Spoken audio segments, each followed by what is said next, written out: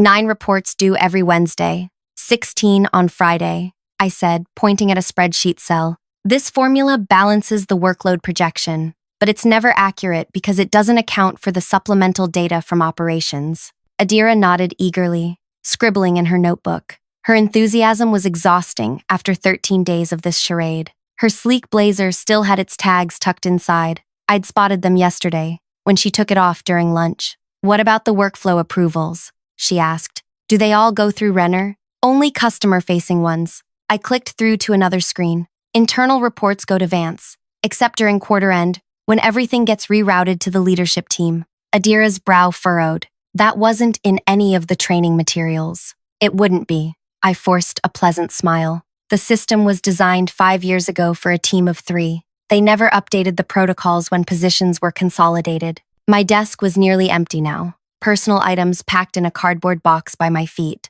Just some corporate pens and a company mug remained. 5 years of 70-hour weeks reduced to trash and a single box. I'll be right back, I said, standing up. Last meeting with Weston. You can practice those export sequences while I'm gone. Adira nodded, already clicking through menus. 23 years old, with a brand new business degree, and the misfortune of being hired into this meat grinder. When I returned 15 minutes later, something had changed. Adira's face was ashen, her notebook abandoned. On my monitor was an open file I recognized immediately. Position, requirements, complete, PDF.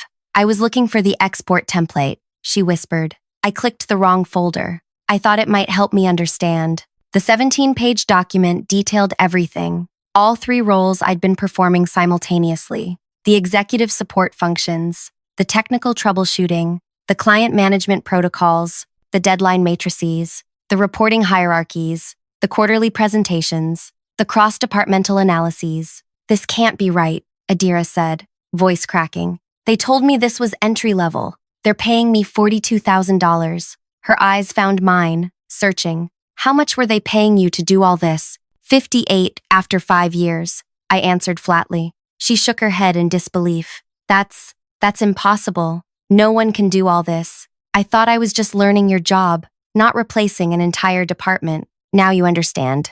I picked up my box. Good luck, Adira. Wait, you can't just… What am I supposed to? Panic overtook her features. They'll fire me when I can't do this. I paused at the door, sympathy and bitterness warring inside me. That's not my problem anymore. Before we continue further, thank you for listening to this story. If you're enjoying it, please take a second to like this video and subscribe to the channel. Your support means everything, and there's much more to this revenge tale that you won't want to miss. My name is Levana, and until 3 weeks ago, I was the Administrative Solutions Specialist at a mid-sized company selling industrial equipment. That impressive title translated to being the behind-the-scenes Atlas, holding an entire division on my shoulders. I didn't start out that way. 5 years earlier, I'd been hired as a coordinator, basic data entry, scheduling, and support. Within 6 months, my boss Weston began adding temporary responsibilities.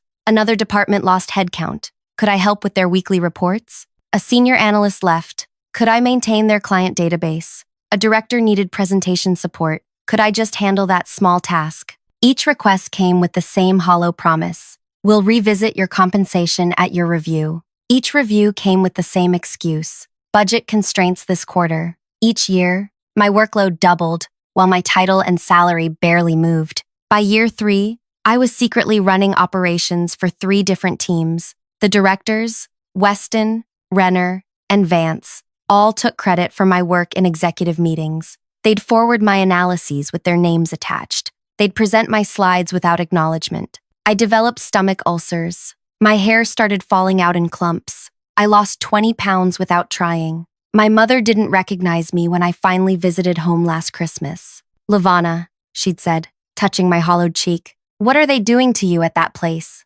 That question haunted me for months until I finally gathered the courage to request a meeting with Weston and HR last month. I came prepared, a detailed breakdown of my actual duties versus my job description, market rates for each function I performed, documented overtime hours, and specific instances where my work had directly saved or made the company money. Weston leaned back in his chair, barely glancing at my materials. You know budgets are tight right now, Levana. We simply don't have the resources to adjust compensation mid-year. I'm doing the work of 3 positions, I said, my voice shakier than I'd intended. I just need fair compensation. We appreciate your dedication, the HR representative said with practiced sympathy. But your position is classified at its appropriate level. Then reclassify it, I pushed. Or split the responsibilities appropriately. Weston's expression hardened. If the current arrangement isn't working for you, perhaps we should discuss alternatives. 3 days later,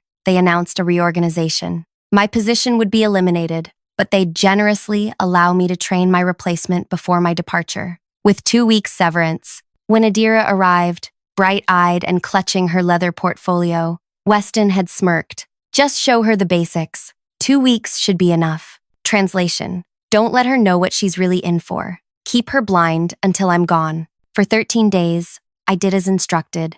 I showed Adira the surface-level processes, introduced her around, demonstrated the basic functions of our systems. I didn't mention the executive who'd scream if reports weren't on his desk by 7:30 a.m. sharp. I didn't explain how to handle the client who demanded custom analytics every Tuesday, but refused to provide the necessary data until Monday evening. I didn't warn her about the regional managers who fought like territorial wolves over resources. I told myself it wasn't my problem. The company had discarded me like worn equipment. Why should I care what happened next? Then came day 14, and Adira found the complete requirements document I'd created months ago in a desperate attempt to prove my workload was unsustainable. Now she knew, and I still walked away. My phone rang at 8:42 p.m. that same evening. Levana?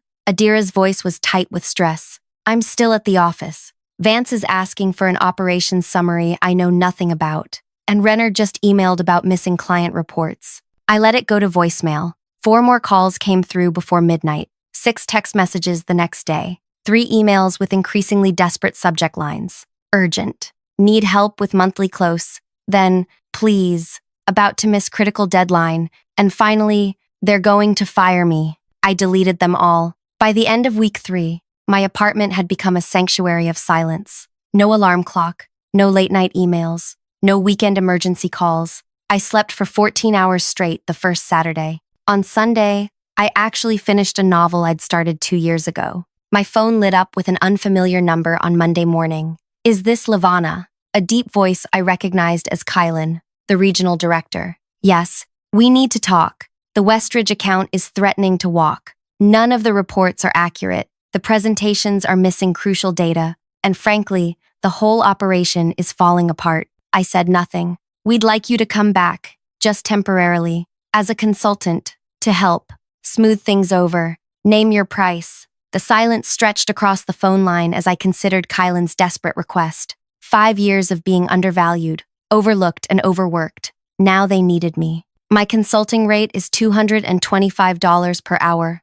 I said finally, with a guaranteed minimum of 30 hours weekly for 6 months. I work remotely except for client meetings, which will be scheduled during business hours only. I'll need written confirmation before I start. That's Kylan began, clearly calculating. That would be triple my former salary. Non-negotiable, I interrupted. And I'll need complete autonomy over my schedule and processes. Another pause.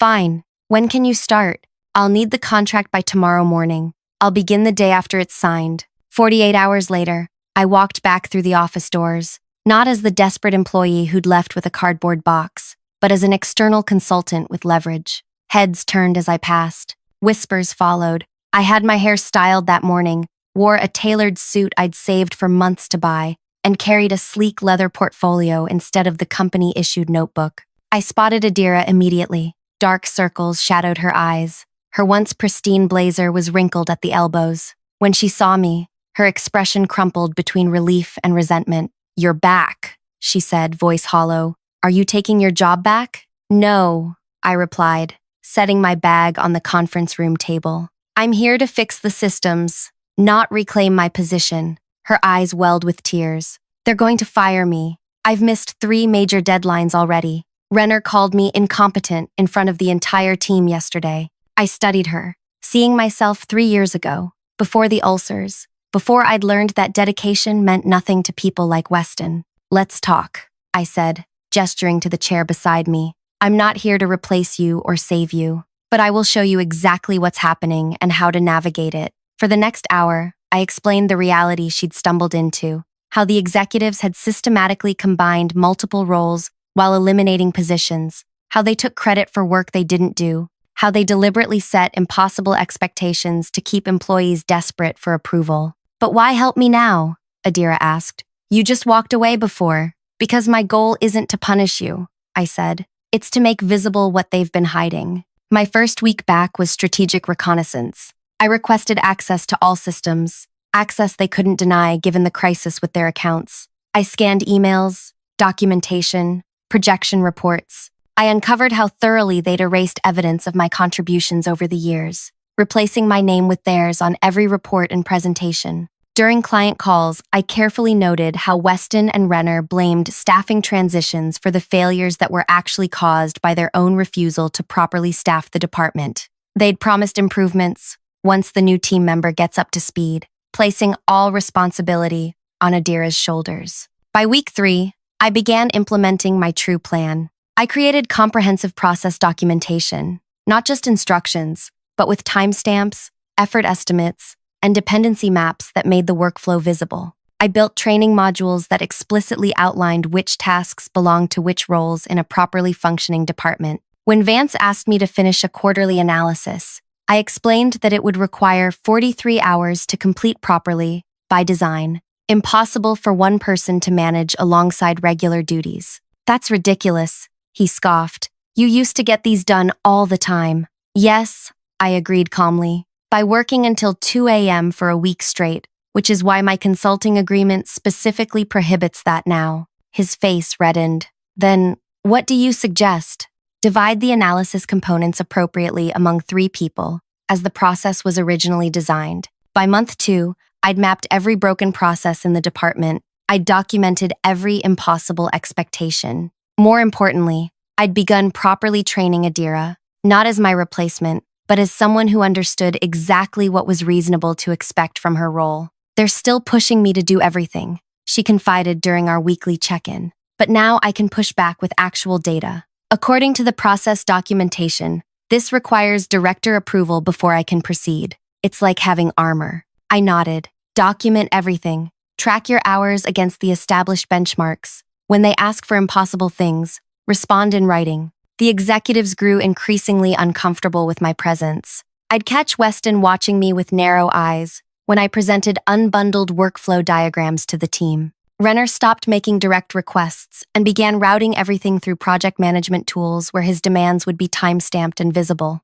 Halfway through my contract, the regional director, Kylan, called me into his office. The documentation you're creating is extensive, he said carefully. It's what you hired me to do, I replied. Stabilize the processes. Yes, but there seems to be an emphasis on separating functions that we've traditionally had one person handle. I smiled. You mean functions you've traditionally had me handle? He shifted uncomfortably. The budget doesn't support adding headcount. Then the budget doesn't support the workload, I countered. You have 3 options. Reduce the deliverables, increase the resources, or continue watching clients walk away when deadlines are missed. That meeting initiated a power struggle that defined the next 3 months. The executives tried repeatedly to pull me back into directly doing the work. Rather than systematizing it, I refused each time, citing my contract terms. They tried reducing my hours. I reminded them of the guaranteed minimum.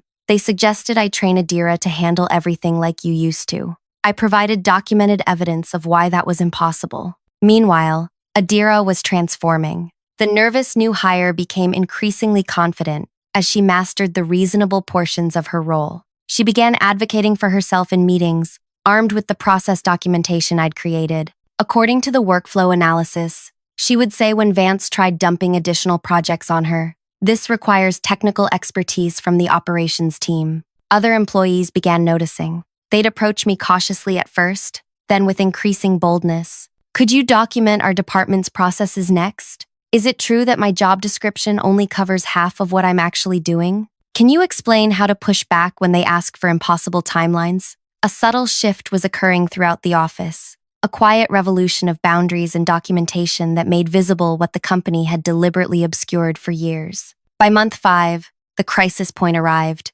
Two more major clients threatened to leave after receiving incomplete deliverables. The quarterly projections showed alarming shortfalls. The regional headquarters began asking pointed questions about department performance. Kylan called an emergency meeting with the executive team. I was invited as the external consultant. "We need solutions," he announced, face grim. "Not excuses." Weston immediately turned to me. "Your documentation protocols are slowing everything down. People are refusing tasks because they're not in their job description." I opened my laptop. "Actually, I've prepared a comprehensive analysis of the department's challenges and 3 potential solutions." The projector illuminated with my presentation, months of meticulous data collection, displayed in stark, undeniable graphs. Option 1, I began, clicking to the first slide, requires restructuring the department to properly staff all functions currently being performed. Based on workload analysis, this means adding 3 full-time positions.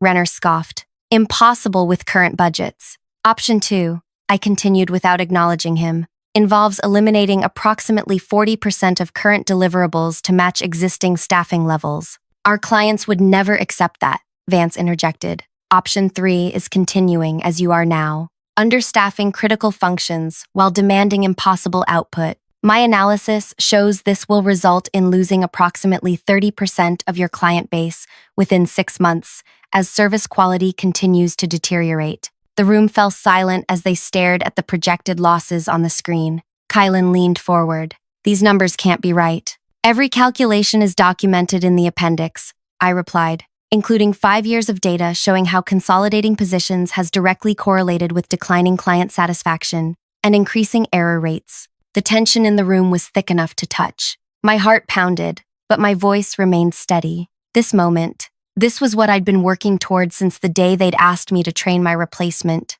For several moments, no one spoke. Weston's face had drained of color. Renner straightened his tie repeatedly. Vance stared at the ceiling as if answers might materialize there. Kylan finally broke the silence. "We need time to review these findings." "My contract ends in 3 weeks," I replied. "The complete analysis will be submitted then." As I gathered my materials, Weston leaned over. "What exactly are you trying to accomplish here?" he hissed, low enough that only I could hear. I met his eyes directly. "Transparency." The next morning, Adira texted me. "Emergency debt meeting called. All staff required. 10 a.m. conference room." I arrived precisely on time, choosing a seat near the back. The room was packed, not just with our department, but representatives from every division. The tension was palpable as Kylan entered, followed by someone I didn't recognize. A sharp-featured woman in an immaculate suit who surveyed the room with clinical detachment. "This is Thalia from regional headquarters,"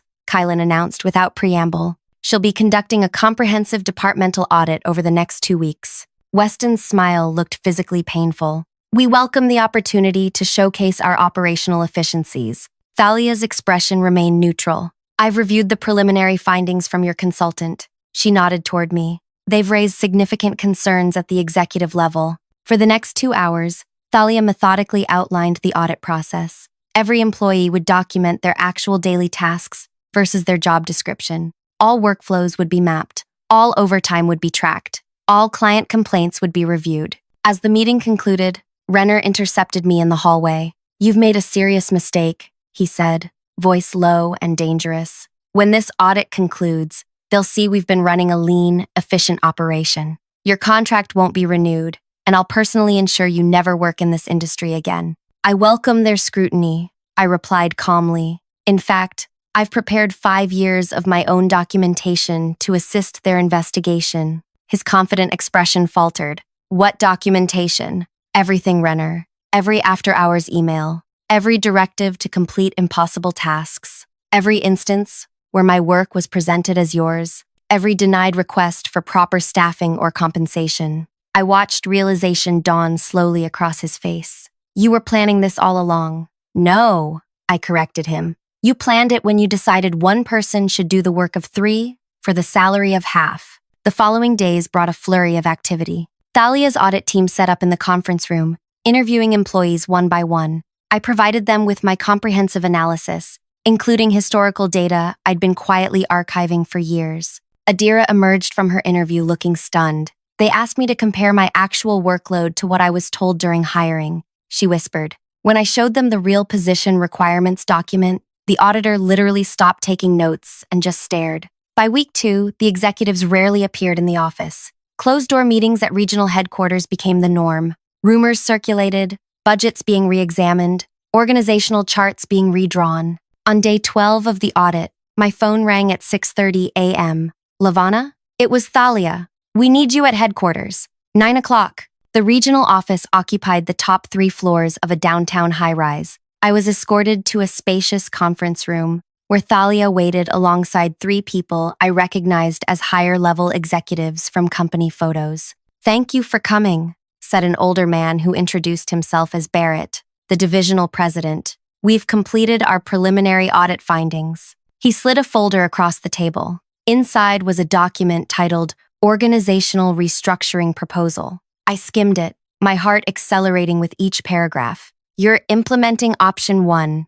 I said, looking up. 3 additional positions." Thalia nodded. "Your analysis was conservative. If anything, we identified 5 roles that had been improperly consolidated." She paused. "We've also discovered concerning patterns in how executives have been claiming credit for work they didn't perform. The purpose of this meeting," Barrett continued, "is twofold. First, to inform you that Weston, Renner, and Vance are being placed on administrative leave pending further investigation." I maintained my neutral expression despite the surge of vindication I felt. "Second," he continued, "to offer you a position." He outlined their proposal: Director of Operational Excellence, reporting directly to regional leadership. Salary more than double what I'd been making before. Full authority to implement the systems I'd been documenting. A team of my own. "Why me?" I asked, genuinely curious. "I'm the one who exposed the problems." "Precisely," Barrett replied. "You identified systemic failures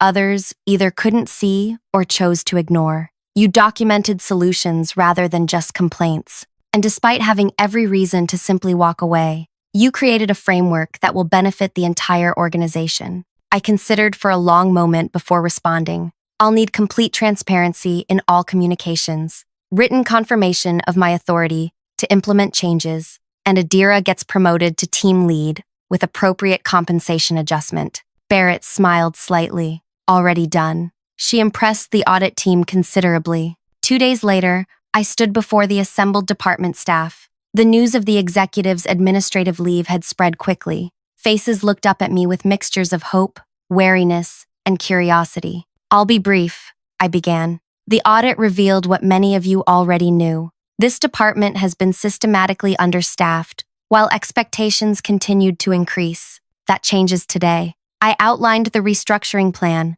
the new positions being created, the revised reporting structures. With each point, I saw shoulders relax, expressions lighten. "Adira will be taking over as operations team lead," I announced, gesturing to her. The surprise on her face was genuine. I'd been instructed not to tell her before the announcement.